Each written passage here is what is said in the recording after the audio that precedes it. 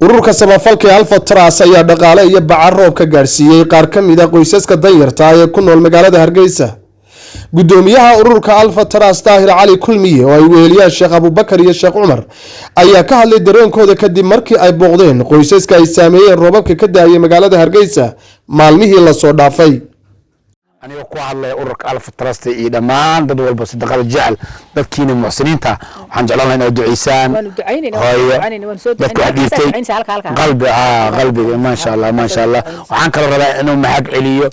Sheekh Abubakar iyo Umar ugu talagalay bishan shaqeeysan dadkan walaalahooda ay markan u qadmeeyaan lama soo koobi karo anaga dareemi karno oo dadka hor tagnay xanuunka ama murugada dadka haysata ilaahay baa naga wada qaari kara anaga murugeysanahay marka hooyadan waa soo booqana maanta hooyo kaas ilaahay ku xafido noo soo duceeyo waxaan rabaa inaan u mahad celiyo ururka samafalka Alfa Trust oo mar walba iyo goor walba iyo xilli walba u taagan in ay dadka ay caawiyaan oo safarkan oo dhan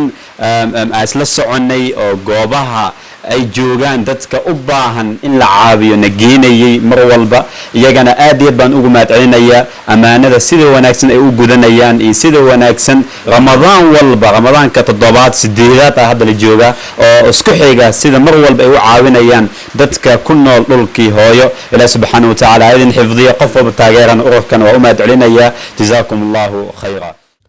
qaar ka mid ah dadka la gaarsiiyay dhaqaalaha iyo Bacaha Roobka ayaa ka mahad celiyay gurmadka lala soo gaaray iyagoona si weyn ugu mahadnaqay ururka samafalka Alfa Trust.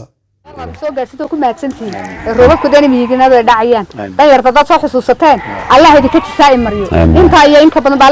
Allah idinka tisaay mariyo waa bir rabadaan weeyaan waa tobankii u dambeeyay ee lagu kala roganayay weeyaan haddii aad u keento soo xusuusateen Allah idinka tisaay mariyo idinka iyo inta ka soo godaba laban laab Allah ha u dhigo amiin kaydka Ilaahay waan idinka gudoomay هذا كسر سعرنا مساك حسنات كالله وقدره كبر كلا الله وقدره ها تذكر دي صح استوى آدم ويتشعل هاي الحمد لله رب العالمين هو والدين ما هدنا قلنا إلهي وانا ما هدنا قلنا من أدعي نسيل حريصة نسيل الحمد لله رب العالمين يسكوك بما ما كلا قاضي أيام ما هدنا اسكالي والله هنا جدا محسنين تا دودا ملاشينا قريق إيضا مقان أيها قريق الدبكة قبصدي bushkan ay u jeedaan ayaa guri u ahay way ka murugootay qafdan guriga u degan oo ku gubtay waa dareemi kartaa xanuunka ay leedahay iyo saameynta ay leedahay alxamdulillah carruurteeda Ilaahay ugu badbaadiyay